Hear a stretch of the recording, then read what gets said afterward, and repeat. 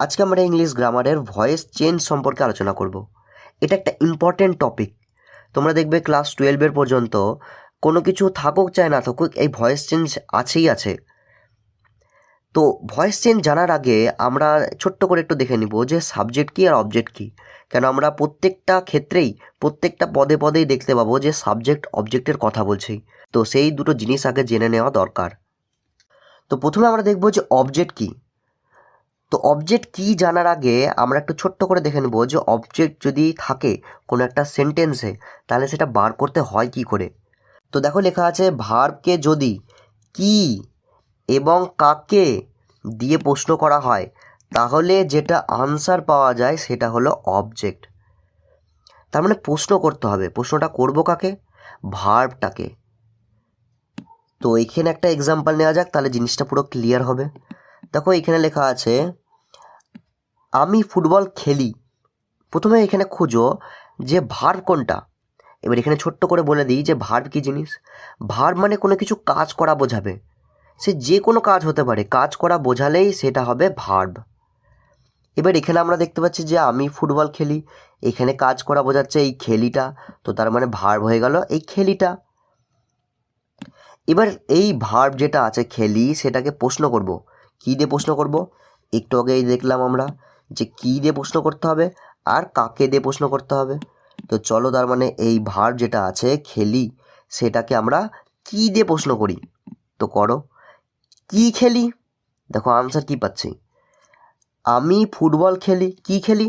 Football খেলি। তার মানে ফুটবলটা হয়ে গেল আনসার। তো তার মানে ফুটবলটা হয়ে গেল অবজেক্ট।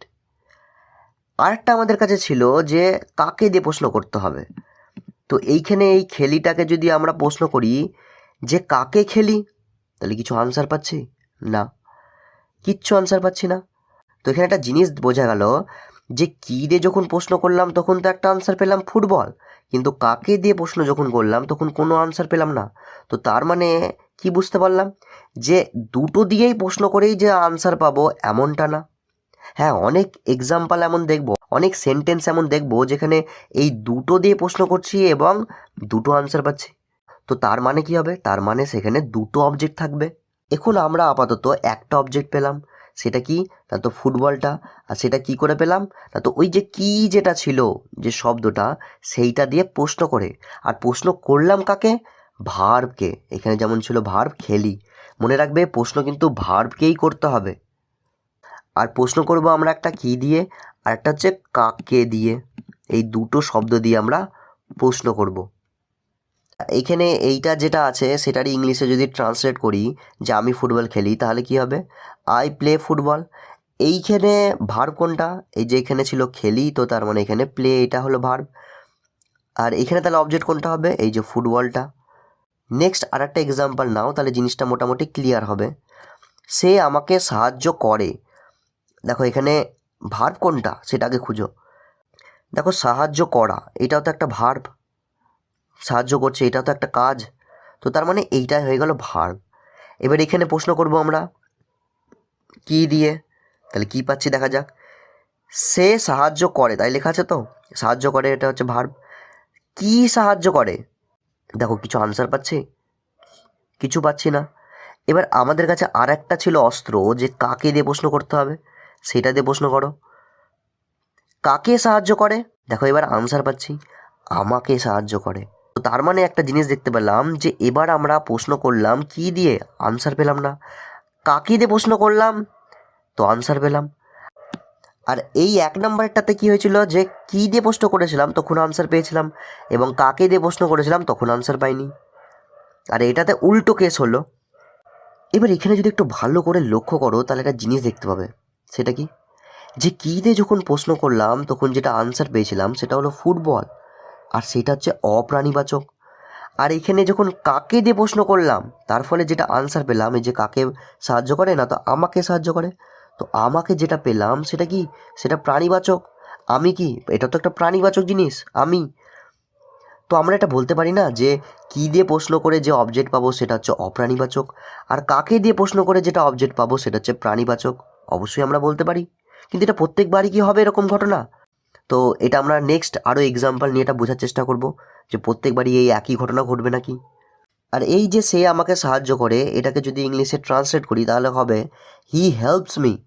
এখানে এই যে সাহায্য করে এটাকে ইংলিশে বলা হচ্ছে হেল্প, আর এই যে আমাকে যেটা ছিল সেটাকে ইংলিশে বলা হচ্ছে মি। তো তার মানে এখানে মিটা হয়ে গেল অবজেক্ট, আর এখানে বাংলায় আমাকে যেটা বলছি সেটা হয়ে গেল অবজেক্ট। নেক্সট আর একটা এক্সাম্পল দেখো, তাহলে জিনিসটা পুরোপুরি ক্লিয়ার হয়ে যাবে যে অবজেক্ট বলতে কি বোঝায়। দেখো এখানে লেখা আছে যে আমি তাকে একটি পেন দিয়েছিলাম। দেখো এখানে ভার্ব খোঁজো প্রথমে, কারণ ভার্বকেই তো প্রশ্ন করব। তো দেখতে পাচ্ছি এখানে যে ভার্ব আছে দিয়েছিলাম, দেওয়া, এটা তো একটা কাজ, কাউকে কিছু দিচ্ছে এটা তো একটা কাজ করা বোঝাচ্ছে। তো তার মানে দিয়েছিলাম এটা হয়ে গেল একটা ভার্ব। এবার এটাকে প্রশ্ন করো তো, কি দিয়ে, কি দিয়েছিলাম? দেখো আনসার পাচ্ছি পেন দিয়েছিলাম। আমি তাকে একটি পেন দিয়েছিলাম, কি দিয়েছিলাম? পেন দিয়েছিলাম, তার মানে পেনটা হয়ে গেল অবজেক্ট। আর একটা আমাদের কাছে ছিল হাতিয়ার, যে কাকে দিয়ে প্রশ্ন করতে হবে। তো প্রশ্ন করো এই ভার্বটাকে, কাকে দিয়েছিলাম। দেখো এখানে আসছে আনসার হিসাবে তাকে দিয়েছিলাম। আমি তাকে একটি পেন দিয়েছিলাম, কাকে দিয়েছিলাম? তাকে। তো তাকে হয়ে গেল অবজেক্ট। এবার এখানে দেখো কি দিয়ে যখন প্রশ্ন করলাম তখন আমরা একটা আনসার পেলাম পেন, তার মানে একটা অবজেক্ট পেলাম। আর কাকে দিয়ে যখন প্রশ্ন করলাম তখন আর একটা আমরা আনসার পেলাম, সেটা কি? তাকে। তো তাকে ওটা হয়ে গেল আমাদের কাছে অবজেক্ট। তো এখানে দুটো অবজেক্ট পেলাম।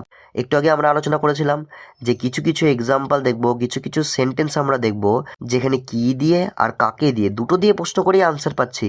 তো তার মানে এখানে আমাদের কাছে দুটো হয়ে গেল অবজেক্ট, এই যে একটা তাকে আর একটা হচ্ছে পেন।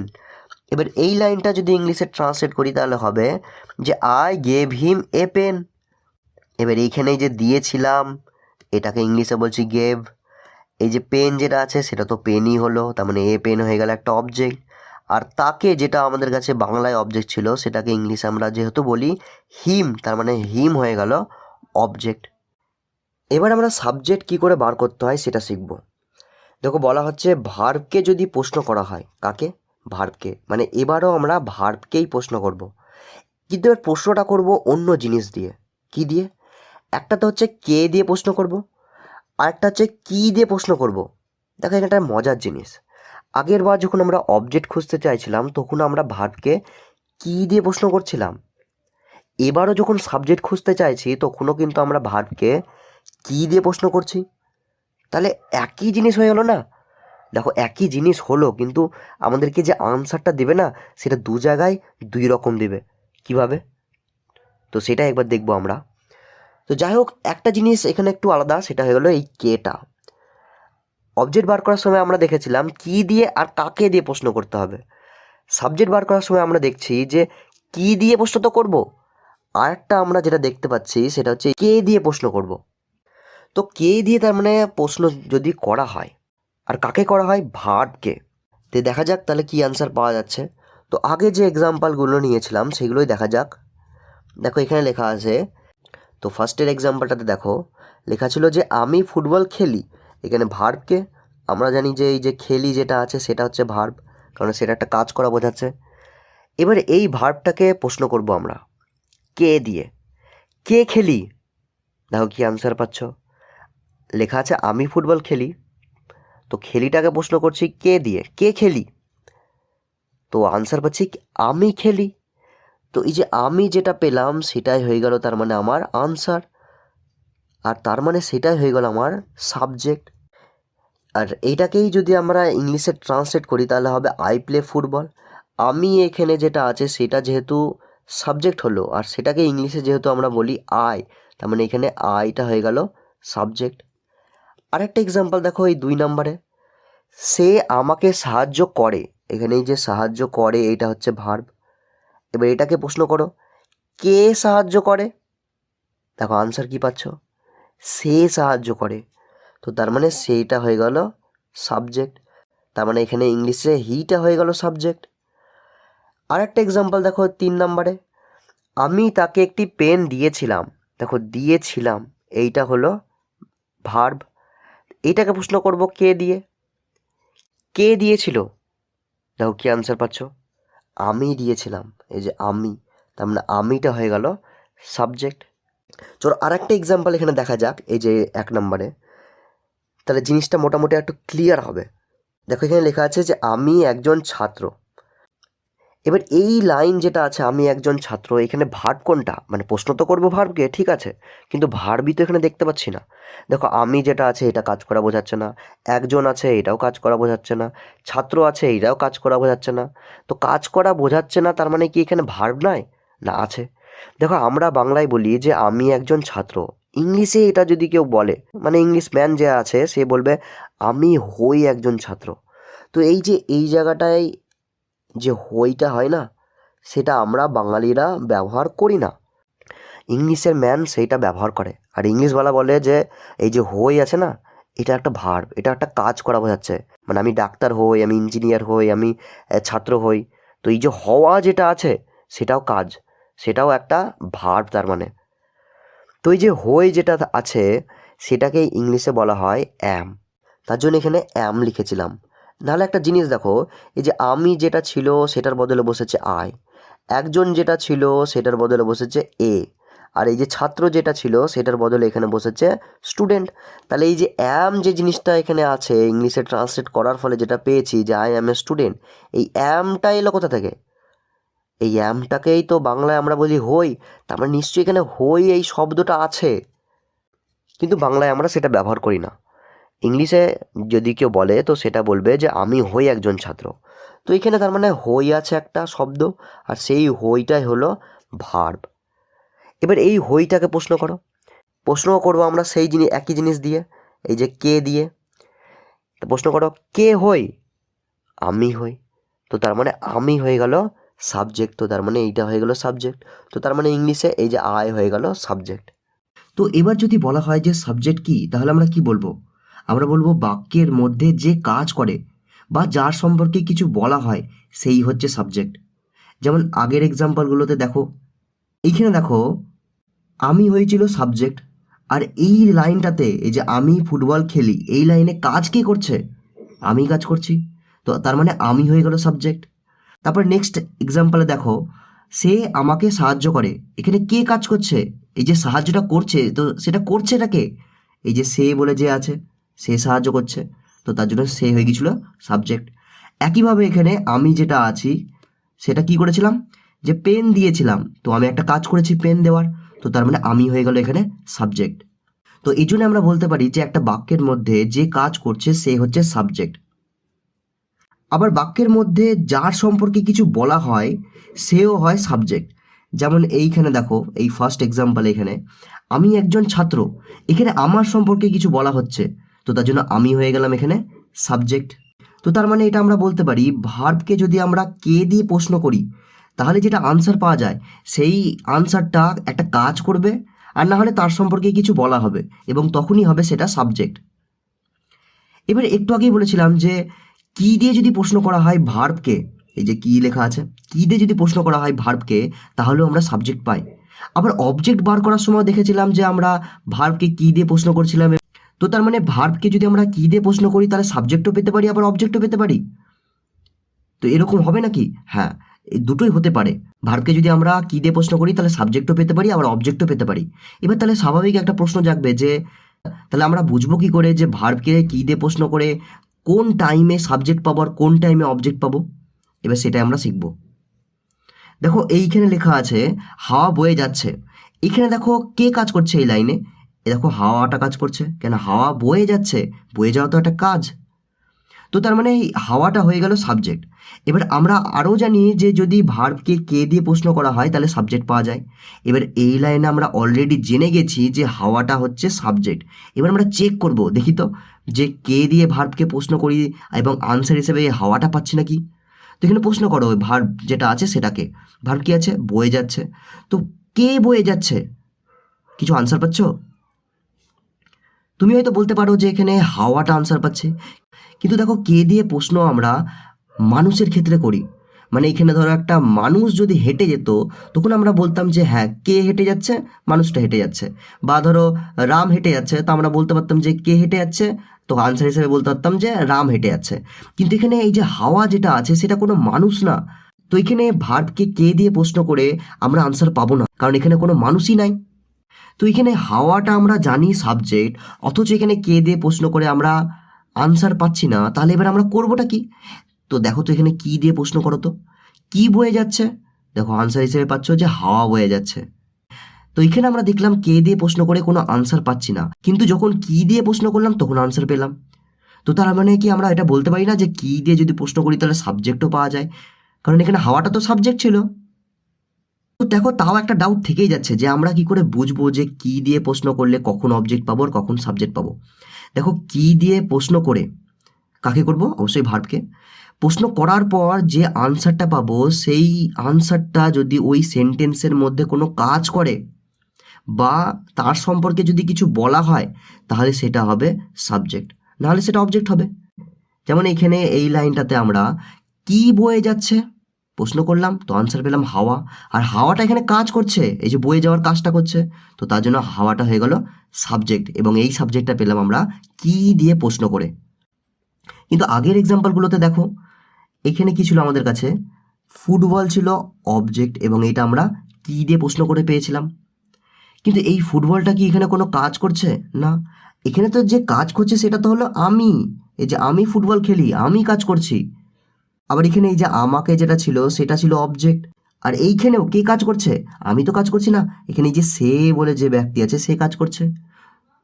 আবার এই 3 নম্বর লাইনে এখানে পেনটা ছিল অবজেক্ট এবং সেই পেনটা আমরা কি দিয়ে প্রশ্ন করে পেয়েছিলাম। তো এখানে দেখো কি দিয়ে প্রশ্ন করে আমরা এই ফুটবলটা পেয়েছিলাম, পেনটা পেয়েছিলাম, এবং সেই দুটো জিনিস এই লাইনের মধ্যে কোনো কাজ করছে না, তার জন্য এটা হলো অবজেক্ট। কিন্তু আমাদের এখানে এই লাইনটাতে এইখানে কি, এখানে কি দিয়ে প্রশ্ন করে আমরা আনসার পেলাম হাওয়া, এবং এখানে হাওয়াটা কাজ করছে, তো তার জন্য এটা হয়ে গেল সাবজেক্ট। নেক্সট তারপরে এক্সাম্পল দেখো এখানে গোলাপ লাল। এবার এখানে দেখো এই গোলাপ আছে তার জন্য এখানে ইংলিশে রোজ এসছে, লাল আছে তার জন্য এখানে ইংলিশে রেড এসছে। তাহলে এই ইজটা এলো কোথা থেকে? একই ব্যাপার, এই যে এখানে কিছু নয় মানে একটা হয় বলে শব্দ আছে যেটা আমরা বাঙালিরা ইউজ করি না, ইংলিশ প্যানরা ইউজ করে। তো হয় যেটা আছে সেটা হলো এখানে ভার্ব, আর সেই হয়ের জন্যই এখানে ইজ হিসাবে একটা ওয়ার্ড এসছে। এবার এই লাইনে সাবজেক্টকে দেখো এখানে গোলাপের সম্পর্কে কিছু বলা হচ্ছে, আমি বলেছি যে কাজ করে বা যার সম্পর্কে কিছু বলা হয় সেই হয় সাবজেক্ট, তো এখানে গোলাপটা তার মানে সাবজেক্ট। তো আমরা তার মানে জেনে গেলাম যে এই লাইনে গোলাপটা হলো সাবজেক্ট। এবার আমরা চেক করব আগের বারের মতো যে দেখি তো এখানে কি দিয়ে প্রশ্ন করি, দিয়ে আনসার হিসেবে এই গোলাপটা পাচ্ছি নাকি। তো এখানে প্রশ্ন করো ভার্বকে, আর ভার্ব কি ছিল এখানে, এই যে এখানে একটা হয় বলে যে ওয়ার্ডটা ছিল সেটা ছিল ভার্ব। তো ভার্বটাকে প্রশ্ন করো যে কে হয় লাল, তো আনসার হিসেবে কিছু পাচ্ছ? তুমি এখানেও বলতে পারো যে আনসার হিসেবে আমি গোলাপটা পাচ্ছি, কিন্তু প্রপারলি আনসার পাচ্ছি না আমরা। কেন? ওই যে বললাম কে দিয়ে এই শব্দটা আমরা মানুষের ক্ষেত্রে ইউজ করি। মানে ধরো এখানে এরকম যদি থাকতো যে রোহিত ফুটবল খেলে, তো এখানে আমরা প্রশ্ন করতে পারতাম যে কে ফুটবল খেলে, তখন আনসার পেতাম রোহিত। কিন্তু এইখানে গোলাপ যেটা আছে সেটা তো মানুষ না, তো এর ক্ষেত্রে আমরা কি ইউজ করব? এই যে কি বলে যে শব্দটা আছে সেটা ইউজ করব। তো এবার প্রশ্ন করো এই হয় যে ভার্ব আছে সেইটাকে, যে কি হয় লাল, দেখো গোলাপ হয় লাল। তো তার মানে এখানে আমরা ওই কি দিয়ে প্রশ্ন করে সাবজেক্ট পেলাম, আর এখানেও দেখো কি দিয়ে প্রশ্ন করে যেটা আনসার পেলাম সেটা কি গোলাপ। আর এই লাইনটাতে এই গোলাপের সম্পর্কেই তো কিছু বলা হচ্ছে, তো তার মানে গোলাপটা হয়ে গেল সাবজেক্ট। তো গোটা জিনিসটা যদি আমরা একবার রিভাইজ করি তাহলে কি পাবো দেখো, কাকে দিয়ে প্রশ্ন করে তো আমরা অবজেক্ট পাবো, শিওর এটা। কে দিয়ে প্রশ্ন করে আমরা সাবজেক্ট পাবো, এটাও শিওর। কিন্তু কি দিয়ে প্রশ্ন করে আমরা সাবজেক্টও পেতে পারি আবার অবজেক্টও পেতে পারি। তাহলে প্রশ্ন হলো যে কখন সাবজেক্ট পাবো আর কখন অবজেক্ট পাবো? যখন আমরা কি দিয়ে প্রশ্ন করছি এবং আনসার হিসেবে যেটা পাচ্ছি সেই শব্দটা সেই লাইনের মধ্যে যদি একটা কাজ করে, যেমন এই লাইনে একটা কাজ করছিল কে, না তো এই যে হাওয়াটা, তো যখন কাজ করবে তখন সেইটা হয়ে যাবে সাবজেক্ট। আবার যদি কোনো লাইনে আমরা কি দিয়ে প্রশ্ন করে কিছু আনসার পাচ্ছি এবং আর সেই যে আনসার যেটা পাচ্ছি ওই ওয়ার্ডের সম্পর্কে যদি কিছু বলা হয় তাহলে সেইটাও হয়ে যাবে সাবজেক্ট। যেমন এই লাইনে এই যে হয়কে প্রশ্ন করলাম কি দিয়ে, আনসার পেলাম আমরা গোলাপ, তো গোলাপের সম্পর্কে কিছু বলা হচ্ছে, তো তার জন্য এখানে গোলাপটা গিয়েছিল সাবজেক্ট। কিন্তু যদি আমরা কি দিয়ে প্রশ্ন করি কোনো একটা ভার্বকে এবং সেখানে আনসার হিসেবে যেটা পাচ্ছি সেই শব্দটা যেটা আনসার পেলাম সেইটা যদি কোনো রকম কাজ না করে সেই লাইনে বা তার সম্পর্কে কিছু বলা না থাকে, মানে সেটা যদি সেন্ট্রাল একটা আইডিয়া যদি না হয় তাহলে সেটা হবে অবজেক্ট। যেমন আমরা আগের লাইনে আগের উদাহরণে পেয়েছিলাম যে ফুটবল, পেন, ওইগুলো। তো ভয়েস চেঞ্জের একটা ইম্পর্টেন্ট যে পার্ট ছিল, যে সাবজেক্ট কী করে চিনতে হয়, অবজেক্ট কী করে চিনতে হয়, সেটা আশা করছি বুঝতে পেরেছো। এরপরেও যদি কোনো রকম ডাউট থাকে তাহলে ভিডিওটা আরেকবার দেখবে, যদি তাও ডাউট থাকে তো আরেকবার দেখবে, যদি তাও ডাউট থেকে যায় তাহলে তো তখন নিচে কমেন্ট করবে, আমি তার আনসার অবশ্যই দেবো। তো এখানে দেখো ফার্স্টে লেখা আছে ভয়েস চেঞ্জ। দেখো ভয়েস চেঞ্জ, ভয়েস মানে তো আমরা জানি যে গলার আওয়াজ, তার মানে কি আমরা এখানে গলার আওয়াজ চেঞ্জ কী করে করতে হয় সেটা শিখবো না। ভয়েস চেঞ্জ বলছি ঠিক আছে, গলার আওয়াজ বলছি, কিন্তু প্রশ্ন করো যে এই গলার আওয়াজটা কার। তো গলার আওয়াজটা হলো ভার্বের, মানে ভার্বের গলার আওয়াজ। তার মানে ভার্ব কিছু বলতে চাইছে। কি বলতে চাইছে? ও একটা সম্পর্কের কথা বলতে চাইছে। মানে ভার তার নিজের সাথে সাবজেক্টের একটা সম্পর্ক তৈরি করতে চাইছে, আবার ভার তার নিজের সাথে অবজেক্টের একটা সম্পর্ক তৈরি করতে চাইছে। তার জন্য আমি লিখেছি এখানে যে ভার্বের সাথে সাবজেক্ট বা অবজেক্টের সম্পর্ক, একটা সম্পর্ক তৈরি করে। যখন ভার্ব তার নিজের সাথে সাবজেক্টের সম্পর্ক তৈরি করে তখন সেটাকে আমরা বলছি অ্যাক্টিভ ভয়েস। কি বলছি? Active voice. এবার এখানে অ্যাক্টিভ ভয়েস কেন নাম দিয়েছি? কারণ এইখানে যে সাবজেক্ট যেটা থাকে সে অ্যাক্টিভলি কোনো কাজ করে, তার জন্য নাম দেওয়া হয়েছে অ্যাক্টিভ ভয়েস। যেমন এক্সাম্পল দেখো, দেবেশ গান গায়, এখানে সাবজেক্টকে দেবেশ। কেন? কারণ সাবজেক্ট খোঁজার জন্য আমরা জানি যে ভার্বকে প্রশ্ন করতে হয় কে দিয়ে বা কি দিয়ে। তো কে দিয়ে প্রশ্ন করো কাকে? ভার্বকে। ভার্ব হচ্ছে গায়, এই যে গান গাওয়া এটাই তো একটা ভার্ব। তো কে গায়? দেবেশ গায়, তো দেবেশ হয়ে গেল সাবজেক্ট। আর এই দেবেশ অ্যাক্টিভলি কাজ করছে, মানে সে গান গায়। দেখো এখানে সাবজেক্ট অবজেক্টের যে কনসেপ্ট শিখলাম একটু আগে সেটা কাজে লাগলো, এবং তার সাহায্যে আমরা বুঝতে পারলাম যে এখানে দেবেশ যে আছে সে হলো সাবজেক্ট। তো দেখো প্রথমেই আমাদের ইউজ হয়ে গেল যে একটু আগে যে কনসেপ্টটা শিখলাম সেইটা।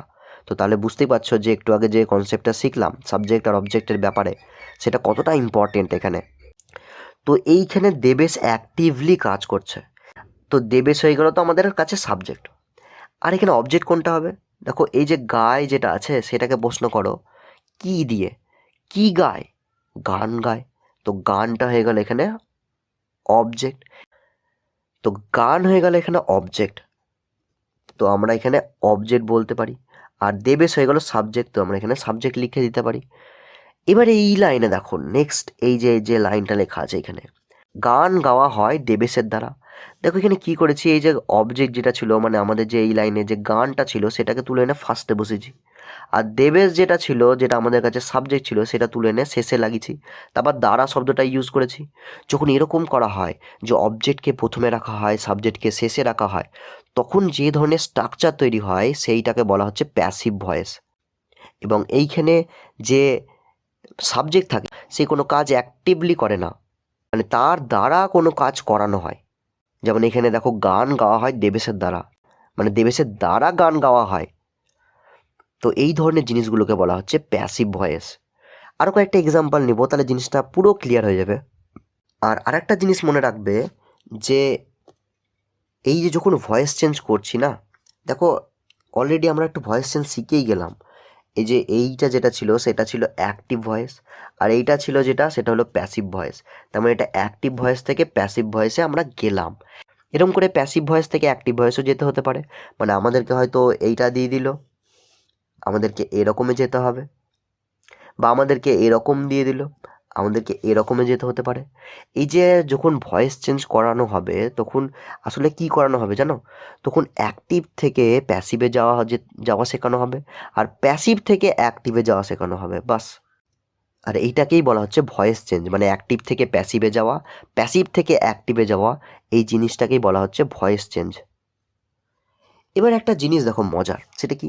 এই ভয়েস চেঞ্জে বাক্যের যে মিনিং থাকে, মিনিং সেইটা এবং টেন্স যেটা থাকে সেটার কোনো পরিবর্তন হয় না।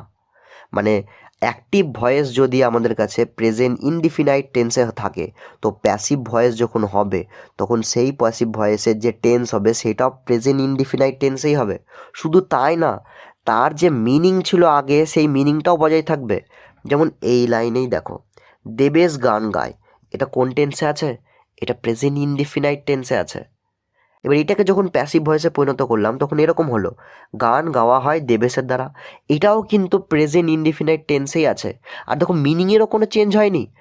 এখানে দেখো দেবেশ গান গায় লেখা আছে, এখানে কি আমরা এরকম লিখেছি যে গান দেবেশকে গেয়ে দিয়েছে? না, দেখো এখানেও বলছি যে গান গাওয়া হয় দেবেশের দ্বারা, তার মানে বুঝতে পারছি যে আচ্ছা তার মানে দেবেশই গান গায়। কিন্তু ধরো এইটা না দিতাম, এই দ্বারাটা, ঠিক আছে, তারপরে এইটা ধরো না দিতাম, হয়টা, শুধু এখানে গান দিতাম, শুধু এখানে গান গাই। কিন্তু ধরো আমি কি করলাম, এই গানটাকে, কিন্তু ধরো আমরা এই যে বাক্য যেটা আছে সেটাকেই আমরা একটু হের বদল করলাম। আমরা কি লিখলাম, এই গানটাকে প্রথমে লিখলাম, গাইটাকে তারপরে লিখলাম, আর দেবেশকে পরে দিলাম। তো এখানে কি করলাম, দেখো এ তো ছিল অবজেক্ট, এই গানটা, তাকে প্রথমে নিয়ে এসেছি। সাবজেক্ট ছিল দেবেশ, তাকে শেষে দিয়েছি। তো এইটা করার ফলে আমাদের কি হলো সমস্যা একটু দেখো। এখানেও তো কিন্তু আমরা সাবজেক্টকে প্রথমে অবজেক্টকে শেষে নিয়ে গেছি, তো তার মানে কি ভয়েস চেঞ্জ হয়ে গিয়েছে আমাদের, তার মানে কি আমরা প্যাসিভ করে দিয়েছি। দেখো কি হয়েছে, গান গায় দেবেশ, মানে এটা এরকম বোঝাচ্ছে যে গান যে আছে না সে দেবেশকে গেয়ে দিয়েছে, দেবেশ গান গায়নি, গান দেবেশকে গেয়ে দিয়েছে। তো এরকম উল্টো পাল্টা মিনিং হয়ে যাবে। কিন্তু কিন্তু ভয়েস চেঞ্জে এরকম কোনো মিনিংয়ের চেঞ্জ হয় না, যে কাজ আগে করেছিল সেই কাজ করে, জাস্ট একটু ধরনটা পাল্টে দিই।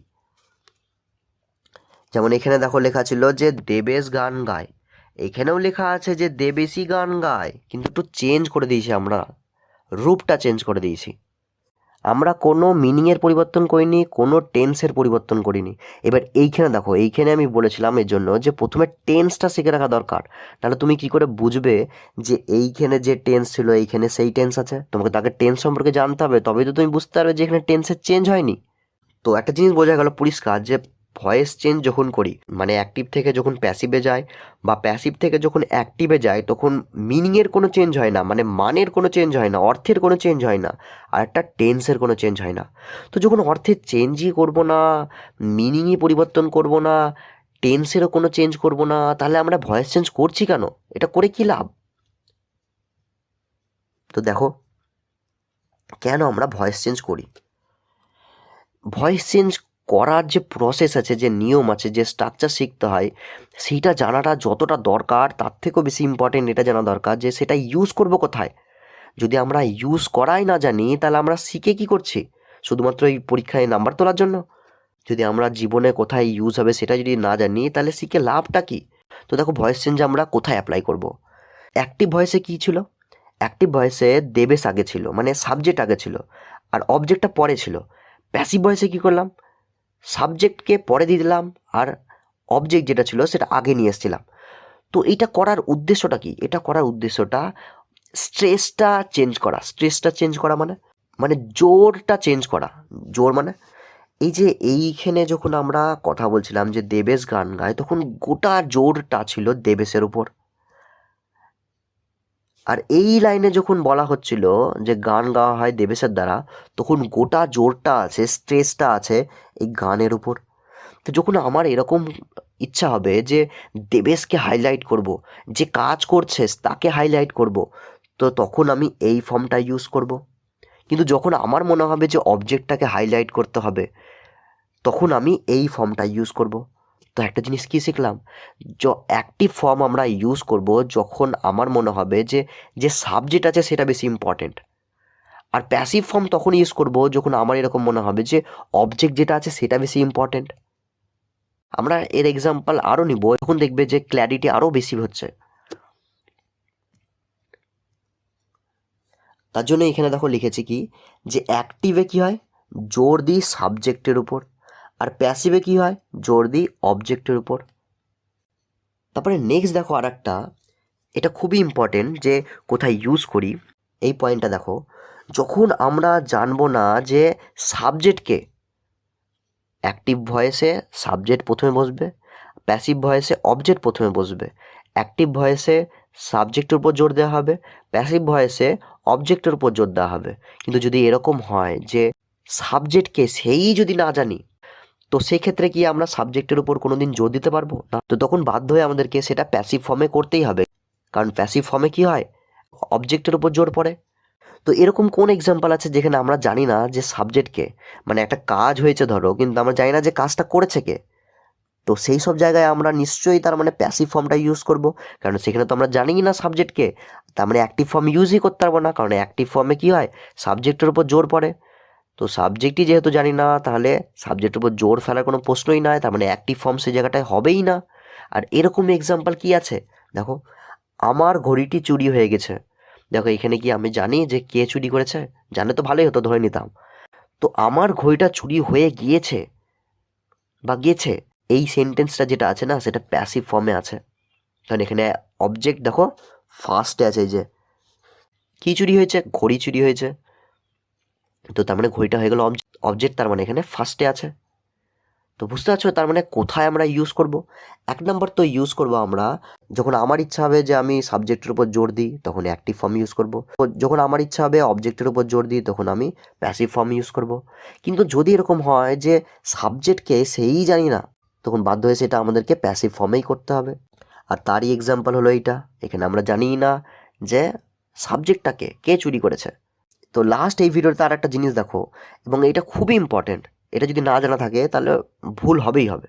মানে আমরা যখন অ্যাক্টিভ থেকে প্যাসিভে করব বা প্যাসিভ থেকে অ্যাক্টিভে করব, তখন প্রোনাউনের কিছু চেঞ্জ করতে হয়। সেই চেঞ্জটা কি?